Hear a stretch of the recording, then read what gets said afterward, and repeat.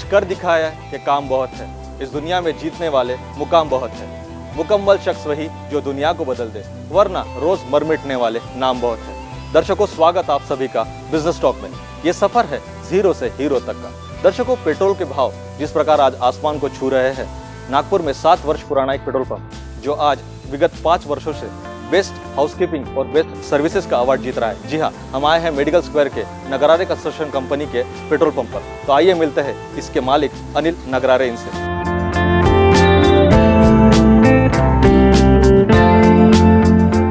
Anil नगरारे managing director है नगरारे construction company के। इसी कंपनी के तहत उनका पेट्रोल पंप है मेडिकल स्क्वायर में। 1963 में जन्मे अनिल जी एक भरे पूरे परिवार से हैं। उनके पिता कृष्णराव नगरारे इन्होंने अपने 5 बेटों और अपने 2 बेटियों की परवरिश बड़े ही अच्छी तरह से की। 1986 में अनिल जी ने अपना ग्रेजुएशन डॉक्टर बाबा साहब अम्बेडकर कॉलेज से किया। उसके तुरंत बाद उन्होंने यूनिक इंडस्ट्रीज की स्थापना की जो ऑटोमोबाइल कंट्रोल केबल्स बनाती थी। उसके बाद 1993 में अनिल जी ने MBA किया। 1994 में नगरारे कंस्ट्रक्शन कंपनी की नींव रखी। उसी दौरान उन्होंने पॉलिटिक्स में भी कदम रखा। अनिल नगरारे इन्होंने कई आंदोलनों और मोर्चों का नेतृत्व किया। 2005 तक नागपुर के विंटर असेंबली सेशन में उनके मोर्चे हर बार आकर्षण का केंद्र रहे। 2006 के खैरलांजी हत्याकांड के निषेध में उन्होंने आंदोलन किया और कई महीने वे जेल में भी रहे। 2007 में अनिल नगरारे इन्होंने मेडिकल स्क्वायर में पेट्रोल पंप शुरू किया और लगातार 5 सालों से best petrol pump of Nagpur ये अवार्ड जीत रहे हैं।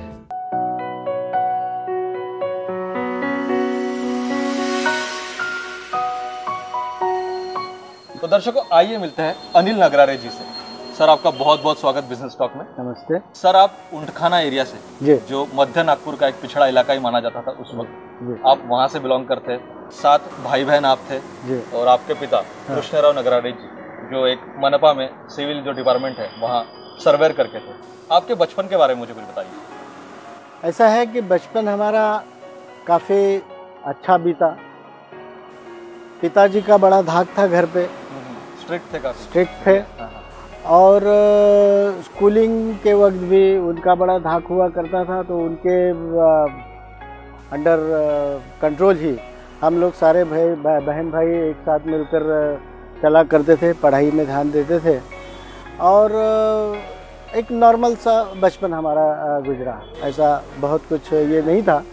लेकिन एक बात हमारे इसमें याद मुझे ज़रूर आती है बचपन की, कि माँ का लाड़ दुलार और पिताजी का धाक, इसमें हम लोगों को बचपन में ही एक अच्छा सा मोल्ड मिल चुका था। चलो, मतलब एक भरे पूरे परिवार से आप आते थे जी। और आई थिंक सो कभी फिर आपको ऐसा नहीं लगा कि ज़्यादा भाई बहन है तो हमारे तरफ माँ बाप उतना ध्यान नहीं दे पा रहे, ऐसा कभी हुआ कुछ? नहीं, बिल्कुल नहीं हुआ, बिल्कुल नहीं हुआ। मतलब एक नॉर्मल ज़िंदगी हम लोग उस वक्त जिए और बड़ा अच्छा वातावरण घर का भी करता था और कोई इस तरीके का कोई फाइनेंशियल प्रॉब्लम या ये कभी नहीं हुआ। सर, पर आपके फिर स्कूली जीवन कहाँ रहा? मतलब कौन से स्कूल से वहाँ आप? मैं ऊंटखाना में जहाँ मेरा जन्म हुआ उसी की कॉरपोरेशन की स्कूल में प्राइमरी का मेरा एजुकेशन हुआ। उसके बाद फिर मैं पटवर्धन हाई स्कूल में मेरा मीडियम स्कूल और हाई स्कूल का पढ़ाई मेरी हुई। तो उस वक्त तो मैं पढ़ाई में काफ़ी अच्छा ही था और घर के वातावरण की वजह से बड़ा अच्छा ये हुआ। पढ़ाई का एक लेवल अच्छा था उस वक्त भी। तो बिजनेस के बारे में आपको थोड़ा बहुत आपके परिवार से, मतलब कैसा, क्या बचपन में आपने किसी को व्यापार में देखा या बिजनेस में देखा या पिता का ऐसा कुछ, क्योंकि वो तो सरकारी नौकरी पेशा थे, तो बिजनेस का आपके थोड़ा बचपन में कुछ ऐसा कुछ घटित हुआ आपके साथ? बचपन में तो ऐसा कोई सेंस नहीं था, लेकिन जब उम्र में आए, थोड़ा बहुत पता चलने लगी दुनियादारी, उस वक्त से ज़रूर ये महसूस होता था कि हमने किसी की नौकरी नहीं करनी है, बस अपना खुद का एक बिज़नेस हो, अच्छा सा बिज़नेस हो, एक मालिक बन के हम लोग रहे, 2-4 लोगों को अपनी वजह से रोज़गार मिले, इस तरीके की एक सोच बनी हुई थी। और उसी के माध्यम से वो ऐसा समझिए कि उसी वक्त उसका बीजारोपण हो चुका था कि मैंने बिज़नेस करना है। आपने शायद BSc की है जी। तो उसके बारे में कुछ बताइए कि ग्रेजुएशन कहाँ से हुआ, उस वक्त आपके मन में क्या विचार चल रहे थे कुछ? ग्रेजुएशन तक तो ऐसा कोई सोच नहीं थी, बस पढ़ाई करना है और आगे बढ़ना है, कुछ एक बेसिक डिग्री होना है, ये इस हिसाब से मैंने बीएससी मैथमेटिक्स किया नागपुर के शिवाजी साइंस कॉलेज से। और उसके बाद में फिर पोस्ट ग्रेजुएशन करने की बात हुई, लेकिन तभी मैंने अपने बड़े भाई साहब को बिज़नेस में ज्वाइन किया, जिनका सिविल इंजीनियरिंग और कॉन्ट्रैक्टर का खुद का बिजनेस इस्टेब्लिश हो चुका था। सर, आपने यूनिक इंडस्ट्रीज की भी स्थापना की थी, जी। उसका उदय जानेंगे, मगर एक छोटे से ब्रेक के बाद। दर्शकों को कहीं जाइएगा मत, मिलते हैं एक छोटे से ब्रेक के बाद। एक स्मॉल स्केल पर मैंने एक इंडस्ट्री शुरू की, जिसका नाम मैंने रखा था यूनिक इंडस्ट्रीज इंडिया।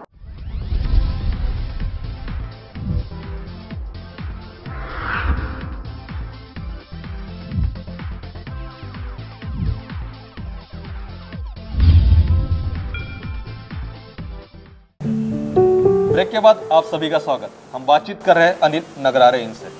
सर, 1990 आपका ग्रेजुएशन हो चुका था जी। आपने यूनिक इंडस्ट्रीज की स्थापना की, उसके पीछे की पार्श्वभूमि मुझे बताइए।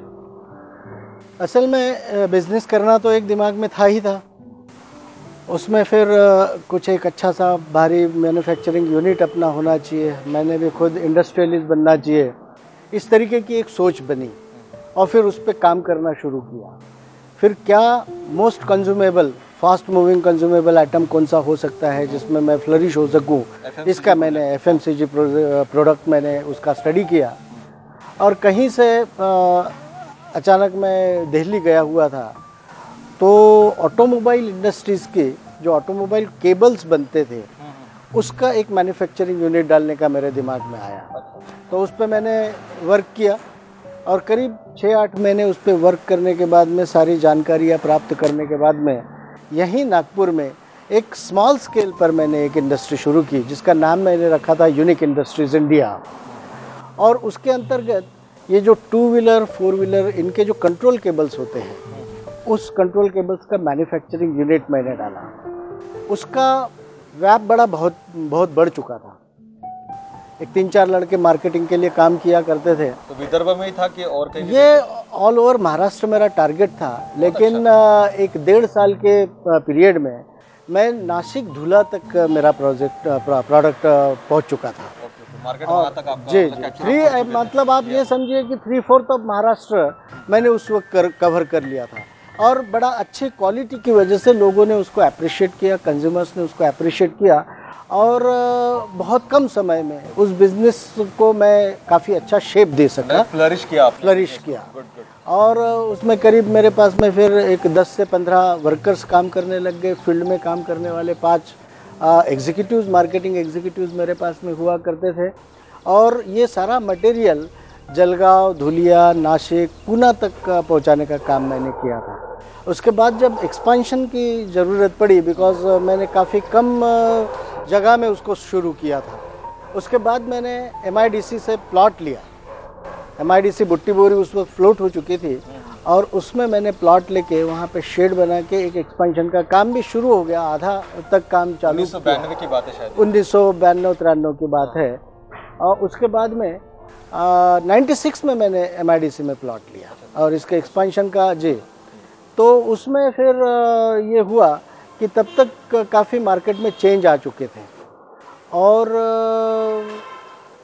दिल्ली मार्केट से फिर कंपटीशन करना पड़ा। दिल्ली का जो बिज़नेस ट्रेंड था उसमें और हमारे इधर के ट्रेंड में काफ़ी ज़मीन आसमान का फ़र्क हुआ करता था। उसमें एक ये हुआ कि वो लोग 3-3 महीना का साइट देते थे पार्टीज़ को, पेमेंट साइट जो होता है। उसके बाद में यहाँ के टैक्सेस और गवर्नमेंट की पॉलिसी जी, यहाँ के लोकल टैक्सेस का जी इंडिया में। और दिल्ली ये हुआ करता था कि टैक्स फ्री जोन, तो प्राइसेस में हम लोग उनसे कॉम्पीट नहीं कर पाए, और उनका बंच में और क्वांटम में बिजनेस हुआ करता था। उस हिसाब से हम लोग प्राइस में उनसे कॉम्पीट नहीं कर पाए, और अनफॉर्चुनेटली मुझे वो बिज़नेस बंद करना पड़ा। लेकिन उसी वक्त एक सेकंड थॉट मेरे दिमाग में चालू हुआ था, मतलब उसमें मेरे कोई लॉसेस हुए या मैं लॉस में आया ये नहीं था, लेकिन फ्यूचर में उसमें बहुत ज़्यादा एक्सपेंशन का स्कोप नहीं बचा। तो इसलिए मैंने उसको फिर बिज़नेस डाइवर्सिफिकेशन की तरफ मैं आया, और मैंने अपने खुद का एक कंस्ट्रक्शन कंपनी ओपन की। करीब 96-97 में नगरारे कंस्ट्रक्शन कंपनी के नाम से मैंने शुरू किया और उसके माध्यम से गवर्नमेंट के कॉन्ट्रैक्ट्स लेना, बड़े प्रोजेक्ट्स लेना, रोड कंस्ट्रक्शन करना, इस टाइप का काम शुरू किया। मतलब पिछले बिजनेस में आपने जो समस्या या आपको आई जी, उस पर काम करके आपने एक नया बिजनेस शुरू किया जी, नगरारे कंस्ट्रक्शन कंपनी के जी, नाम। जी। तो वो करीबन 90 कब की बात है? 90 ये 95-97 के बीच की बात है। 96-97 कंस्ट्रक्शन में बिजनेस भी बढ़ रहा था जी। नागपुर में, व्यापार के लिए भी बहुत लोग आते थे, जी। एम्प्लॉयमेंट के लिए भी लोग को आना शुरू किया। एमआईडीसी एरिया शायद उस वक्त आ चुका था, जी। तो एम्प्लॉयमेंट काफी हो रहा था। हाँ। आई थिंक सो गुड, अच्छा बिजनेस उस वक्त स्टार्टिंग बिजनेस था। जी, फिर क्या हुआ सर? फिर मैंने वो कॉन्ट्रैक्टरशिप चालू की और उस दरम्यान फिर बाकी का भी बिजनेस की तरफ और कुछ डाइवर्सिफाई किया जाए, इस टाइप की मेरी सोच रहती थी। और इस दरम्यान कभी जॉब करना या गवर्नमेंट जॉब में जाना ये कभी दिमाग में आया नहीं। ये सीधी बात थी और एकदम कंफर्म था मैं कि नौकरी में जाना नहीं है। और उसी दृष्टि से मैंने 93-94 में अपना MBA भी कंप्लीट कर लिया था। तो एक बिजनेस का विजन भी एक डेवलप होता गया। उसके बाद में जब कंस्ट्रक्शन में थोड़ा बहुत इस्टेब्लिश हो गए तो उसमें फिर आपने अपने भाइयों को भी लिया, शायद आपके भाई मिलके साथ? जी हाँ, जी हाँ। एक्चुअल बड़े भाई साहब के साथ में मैंने वो काम शुरू किया था, उन्हीं के मार्गदर्शन में कंस्ट्रक्शन का काम शुरू किया था और बड़ा अच्छा उनका मार्गदर्शन रहा। बड़े सुलझे हुए व्यक्ति है वो और उन्होंने भी हमको डेवलप करने का काम किया बिजनेस में। बहुत अच्छा। तो मैंने फिर अपना खुद का बिजनेस डेवलप किया और उसी वक्त कहीं एक पेपर में ऐड दिखी ऑयल कंपनी की कि पेट्रोल पंप के लिए ऐड थी वो, और तब एक अरमान जागा कि अपन भी एक पेट्रोल पंप का मालिक, एक बड़ा वाइट कॉलर जॉब है, बड़ा अच्छा बिजनेस है, तो अपना एक पेट्रोल पंप होना चाहिए। ऐसी उमंग जागी और मैंने उस पर काम करना शुरू किया। जितने भी ऑयल कंपनीज के ऐड आते थे वो एड्स को भरना, इंटरव्यूज़ देना, इस माध्यम से मैंने वो शुरू किया। तो उसी दरम्यान मुझे HPCL का एक पेट्रोल पंप अलॉट हुआ प्रताप नगर चौक के लिए। ये कब की बात है सर? ये 96-97 की बात है। मतलब कंपनी ने जो एड्स देता है कि पेट्रोल पंप के लिए अप्लाई करें, जी, वो आपने भर के फिर आपको पहला अलॉट हुआ प्रताप नगर में। जी, तो पर वहाँ आप शुरू क्यों नहीं कर पाए? करीब 2000 के दरम्यान की बात होगी। वहाँ जगह का बहुत प्रॉब्लम था। वो रिंग रोड जंक्शन पे उन्होंने लोकेशन किया हुआ था फाइनलाइज, और कोई जगह या लैंड वहाँ पे उपलब्ध नहीं हो पाई। उसके लिए वो लैंड लेने के लिए मैंने काफ़ी कोशिश की, 1-1.5 साल तक घूमता रहा। कंपनी ने भी मुझे काफ़ी मदद की, लेकिन प्रॉपर लोकेशन पे लैंड अवेलेबल नहीं होने की वजह से मुझे वो आइडिया ड्रॉप करना पड़ा। वो LOI भी, जो लेटर ऑफ इंटेंट जिसको कहते हैं कंपनी का, वो भी मेरे पास में 1-2-3 साल तक रहा। उसके बाद में जमा नॉन अवेलेबिलिटी ऑफ लैंड की वजह से वो मुझे छोड़ना पड़ा। लेकिन दिमाग में कहीं तो भी उसका एक कसक तो थी ही कि मुझे मिल के भी मैं शुरू नहीं कर पाया, तो मुझे कहीं ना कहीं शुरू करना ही है। तो फिर मेरे ध्यान में आया ये जगह हमारी खुद की ही थी, पिताजी ने ली हुई थी मेडिकल स्क्वायर में जो है। तो उसमें फिर BPCL वालों ने मुझे कांटेक्ट किया और यहाँ पे फिर ये इस्टेब्लिशमेंट का मेरा फाइनल हुआ। 2006 में मुझे ये अलॉट हुआ और इसको सारा इस्टेब्लिश करने के लिए 1 साल का कंस्ट्रक्शन और बाकी सब डेवलपमेंट के लिए 1 साल का वक्त लगा। फिर आपने बेसिक पैसा कहाँ से जुटाया पेट्रोल पंप के लिए, और आपने मतलब प्रोसीजर कैसे करी, गवर्नमेंट की जो प्रोसीजर हो? गवर्नमेंट की प्रोसीजर्स तो कुछ नहीं, वो कंपनी ने मुझे लेटर ऑफ इंटेंट दे दिया। उसके बाद में इसकी NOCs मिलाना, जगह का डेवलपमेंट करना, ये सारी ऑफिशियल प्रोसेस रूटीन प्रैक्टिस में चलती रही और उसमें कोई मुझे दिक्कतों का सामना नहीं करना पड़ा। थोड़ा बहुत एफर्ट्स ज़रूर लेने पड़े कि पीछे लग के फॉलो अप करके उसको ये NOCs और बाकी सर्टिफिकेशन मिलवाना, ये सारी चीज़ें मुझे करनी पड़ी। तो उसमें एक 6-8 महीने का वक्त लगा। फाइनेंशियल बहुत प्रॉब्लम नहीं था, कुछ बैंक से भी फाइनेंस किया, मेरे खुद के पास भी ये फैमिली का एक सपोर्ट था और उस माध्यम से मैं ये इस्टेब्लिश कर। अभी आपका प्रेजेंट टर्नओवर कितना है? अभी मेरा 15 से 18 करोड़ रुपए तक का मेरा ईयरली टर्नओवर है। जी सर, आपके फ्यूचर प्लानिंग्स में बहुत सारे होंगे। जी जरूर सर, आपके फ्यूचर प्लानिंग जानेंगे, मगर एक छोटे से ब्रेक के बाद। दर्शकों कहीं जाइएगा मत, मिलते हैं एक छोटे से ब्रेक के बाद। युवाओं का, बेरोजगारों का आतंकवादी मोर्चा मैंने किया।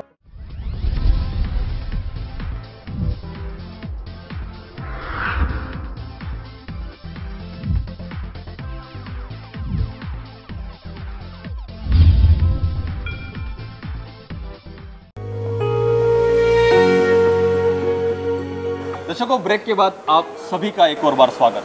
हम बात कर रहे हैं अनिल नगरारे इनसे।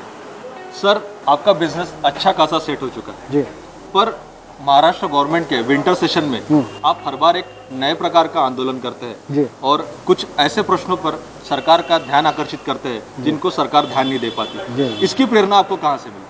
असल में ये बिजनेस में रहते हुए मैंने काफ़ी नज़दीक से महसूस किया कि बेरोजगारी ये बहुत बड़ा प्रॉब्लम उभर के आ रहा है। कई तरुण युवकों को मैंने देखा जॉब के लिए जद्दोजहद करते हुए और काफ़ी परेशानी झेलते हुए, और एक युवाओं में वो कसक देखी कि मैं सेल्फ सफिशिएंट कैसा हूँ। तो अचानक मुझे ये ध्यान में आया कि इतना बड़ा प्रॉब्लम, अब वैसे भी अनएम्प्लॉयमेंट ये यूनिवर्सल प्रॉब्लम है, लेकिन बावजूद उसके, जी हाँ, भारत में ही नहीं पूरे देश में, वर्ल्ड में चालू था, यूएस में भी रिसेशन के दरमियान अनएम्प्लॉयमेंट का। तो हमने ये सोचा कि गवर्नमेंट की पहले 2005 की बात है, जी जी उसी करीब की बात है, उस दरमियान की बात है।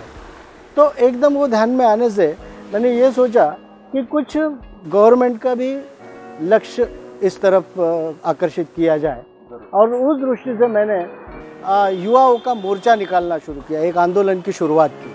करीब 100-200 युवाओं को एकत्रित इकट्ठा करके मैं नागपुर के हिवाली अधिवेशन में उन लोगों के लिए मोर्चा किया करता था।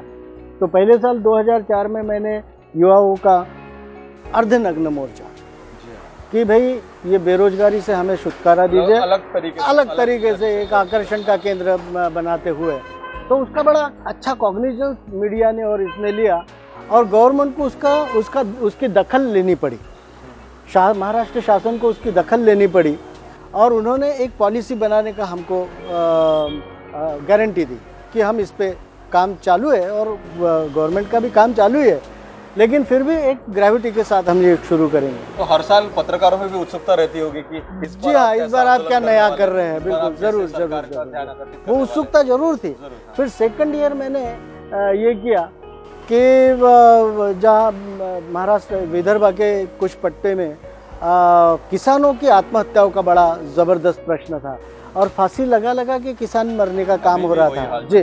वही उसी तरीके की मानसिकता मैंने बेरोजगारों में पनपते देखी। कई युवा अपने बातचीत करने में ये महसूस कराते थे कि अब हम हार चुके हैं और आत्महत्या ये एक ही मार्ग है। तो मैंने उस बात को भी शासन के सामने लाने की कोशिश की, और 2005 में मैंने बेरोजगारों का गड़फास मोर्चा, फांसी मोर्चा का एक आयोजन किया। बड़ा अट्रैक्टिव और बड़ा आकर्षण वाला वो मोर्चा जी ये था, और उसको काफ़ी अप्रिशिएट किया गया कि एक ध्यानाकर्षण करने की एक अच्छी माध्यम से इन्होंने किया हुआ है। और हमने वहाँ पे नारे भी ये लगाए कि हाय हाय ये बेरोजगारी, किसानों के बाद अब हमारी बारी, बेरोजगारों की बारी। तो उस हिसाब से इस आंदोलन को आगे लेने का काम किया। 2006 में मैंने फिर वही विंटर सेशन में युवाओं का, बेरोजगारों का आतंकवादी मोर्चा मैंने किया। वो भी नकली बंदूकें लेके कि ये शौक नहीं मजबूरी है, आतंकवाद जरूरी है। अगर काम धंधा करने को कुछ नहीं रहेगा तो ये जो बेरोजगार युवक है और कोई पर्याय नहीं बचेगा। इस तरीके से शासन का ध्यानाकर्षण करना मैंने शुरू किया। आपने सामाजिक कुछ प्रश्नों पर भी, जो अत्याचार होते हैं दलितों पर, उस पर खैरलांजी प्रकरण जो जिसने पूरे दुनिया का ध्यान आकर्षित किया था, दलितों पर अब भी अत्याचार हो रहे हैं, उस वक्त आपने एक बड़े लेवल पर महाराष्ट्र में आपने उस अत्याचार के खिलाफ आवाज उठाई, उस बारे में मुझे कुछ बताइए। जी हाँ, वो खैरलांजी का जो प्रकरण था ये एकदम ही अमानवीय प्रकरण था और मानवता को लांछित करने वाला प्रकरण था। ऐसा मैं शर्मसार करने वाला प्रकरण था। कई दिनों तक उस इशू को दबाया गया, करीब महीना भर तो वो पब्लिसाइज नहीं हुआ, लेकिन जब धीरे धीरे वो बात बाहर आई तो इतना बड़ा नरसंहार और इस कदर का अमानवीय नरसंहार जब देखा तो मैं अपने आप को रोक नहीं पाया। मेरा अपना युवाओं का अपना खुद का संगठन था, उस संगठन के माध्यम से इस इशू को कहीं तो भी आवाज़ इसके विरोध में उठानी चाहिए। इस बात को लेकर पूरे नागपुर शहर की अन्य नाना विविध सामाजिक संगठनों को साथ में लेकर के एक बड़ा आंदोलन हमने नागपुर में शुरू किया और इसके विरोध में गवर्नमेंट के जो यंत्रणा थी उनका ध्यानाकर्षण करना और विक्टिम्स को न्याय दिलाने के हिसाब से एक अच्छा सा आंदोलन खड़ा करने की बात हुई। और फिर हम लोगों ने मेरे साथ डॉक्टर माने एक बड़े प्रतिष्ठित नागरिक है, वो हम लोग कुछ लोग आके नागपुर से खैरलांजी तक एक सामाजिक न्याय यात्रा और शांति मार्च के हिसाब से हमने एक लॉन्ग मार्च प्रपोज किया हुआ था। और उस माध्यम से वो गवर्नमेंट ने, पुलिस प्रशासन ने हमको नहीं करने दिया, उसके लिए मुझे जेल में भी जाना पड़ा। और मैं करीब 7 दिन सेंट्रल जेल के, नागपुर सेंट्रल जेल में रहा। और नागपुर के करीब 15 से 19 पुलिस स्टेशंस में मेरे विरोध में कंप्लेंट्स दर्ज हुई और मुझे आरोपी भी बनाया गया। अब तक भी कुछ केसेस चल रहे हैं? हाँ, कुछ तो वो गवर्नमेंट ने निकाल दी थी और कुछ चलती रही, अभी इतने में वो खत्म हुई है।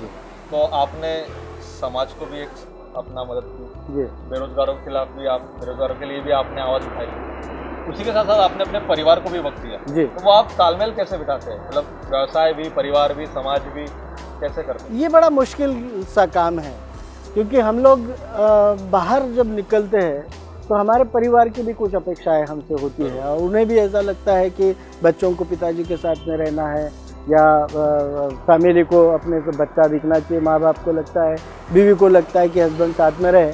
तो एक डिसिप्लिन अपने लाइफ में ला दिया जाए कि मैं 9:30 बजे घर से निकलूँगा, बिजनेस प्लेस में जाऊँगा, 12:30 तक रहूँगा, उसके बाद बैंकिंग आवर्स में बैंक के काम निपट के 4 बजे तक फिर अपना बिजनेस संभाल के उसके बाद घर में जाके थोड़ा सा रिलैक्स होना, परिवार को वक्त देना शाम को। इस तरीके का एक दिनचर्या अपन ने बना ली तो बहुत मुश्किल बात बाद में नहीं होती। मतलब एक बिजनेसमैन में परिवार से भी समतोल रखना चाहिए, बहुत ज़रूरी। सर, आज आप अच्छे खासे सेट हो चुके हैं, आपका बिजनेस सेट है, परिवार सेट है, पर समाज में ऐसे भी कई युवक हैं जिन्हें मार्गदर्शन की जरूरत है, तो आप उनको क्या मार्गदर्शन करेंगे या फिर आप उनको किस प्रकार मदद करेंगे कि वो बिजनेस में आए या फिर व्यापार में आए या बिजनेस करें? इस बारे में, इस मामले में तो मेरा बड़ा स्पष्ट व्यू है कि आज के बेरोजगार युवकों ने शासकीय नौकरी के पीछे पड़ने के बजाय खुद का व्यवसाय शुरू करने की बात सोची जानी चाहिए। और सेल्फ सफिशिएंट होने के माध्यम से उसका एक असर ये होता है कि हम अपने साथ में 4 लोग और को भी रोजगार प्रोवाइड कर सकते हैं।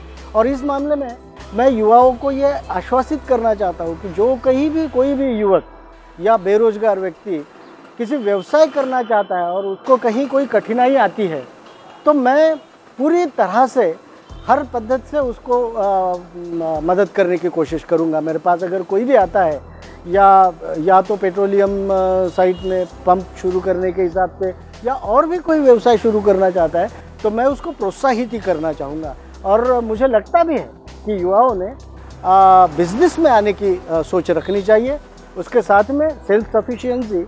और व्यवसाय करना बहुत कठिन बात नहीं है अगर आप डेडिकेटेड हो। डिवोशन और डेडिकेशन, इस चीज़ की अगर आप में ये चीज़ें अगर है तो मेरे ख्याल से आप व्यवसाय में ज़रूर यश प्राप्त कर सकते हैं, ऐसा मेरा मानना है। बहुत बहुत शुक्रिया सर, आप बिजनेस टॉक में आपने हमको वक्त दिया, बहुत बहुत शुक्रिया। Thank you. दर्शकों, ये थे अनिल नगरारे जी, जिन्होंने बताया कि डेडिकेशन और डिवोशन से आप बिजनेस में सक्सेसफुल हो सकते हैं और अगर आप इनसे संपर्क करते हैं तो वो आपको पूरी तरह मदद करेंगे व्यवसाय में आने के लिए।